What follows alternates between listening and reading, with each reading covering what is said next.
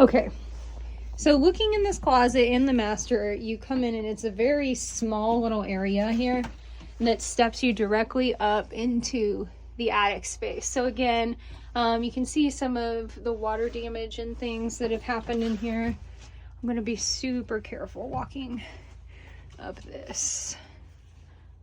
Okay. So, walking up into here, you can see the big hole in the floor. So that is above the kitchen, if you remember correctly. That was whole section above the kitchen there.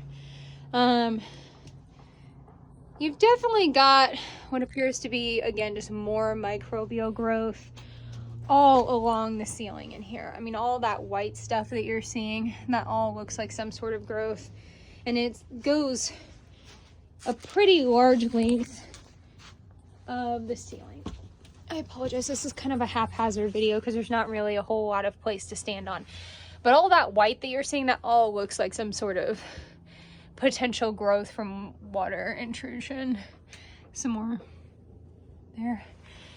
Okay, so as you can see, I mean, this is not like an attic that you can store stuff in. Insulation is just blown up here. There is not a lot of room to stand. Okay, I'm going to slowly and carefully climb back down this set of stairs. There is no rail, but you can see just how tiny that little landing is there as you're coming out of the attic. Okay. All right. So back out of the attic and back into the house proper. Again, just going to turn to this side here. And I believe that this is going to be access into the basement. So, again, with just more press board that they have screwed into the walls and stuff, you can definitely see some places and holes where there's damage. Like, that's just a hole into the wall right there. And it looks like they just kind of covered it up with the press board. Again, same thing here, like water damage. To me, it looks like they used the press board to cover up sections of wall and ceiling that were super water damaged and or falling in. That's what it appears anyway. Okay, so now we're down here in the basement. The stairs are kind of crooked as you're coming down them, which I think has a bit to do with just the foundation. You know, it's an older house. So they've put cement all around this cinder block foundation internally, and you can see the cement has cracked through pretty badly here. It's hard to tell how far that crack goes through though, because the cement is covering the cinder block. But there are definitely sections where, you know, like the cement is just completely pushed out and cracking away. This basement, as far as these old basements go, feels pretty clean.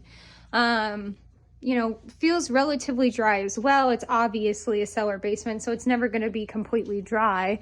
But it seems like they did a decent amount of work down here to make sure that this was usable for storage, because it looks like they've got quite a bit of stuff down here.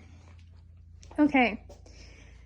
So the ceiling height in this in the basement is probably, I would say, maybe 6 feet at the highest point, and probably like 5'5" at the lowest.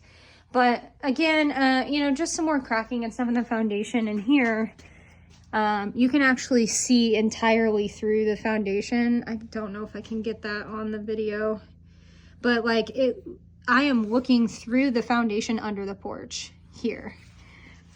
And so that is definitely just a huge, I mean, gap from the outside, obviously.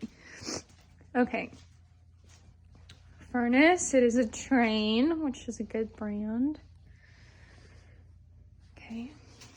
Washer dryer setup down here, and you can see they're on the little cement pads, which makes sense.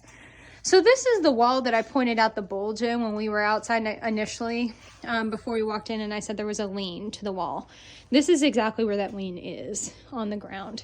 And so you can see that they've used the spray foam to try and fill up some of the gaps. But there's definitely, you know, just a bit of lean and bulge to that wall. Again, really good separation here in the cinder block, and you can see daylight right there. Okay. Okay. So that is it. Let us know what you think.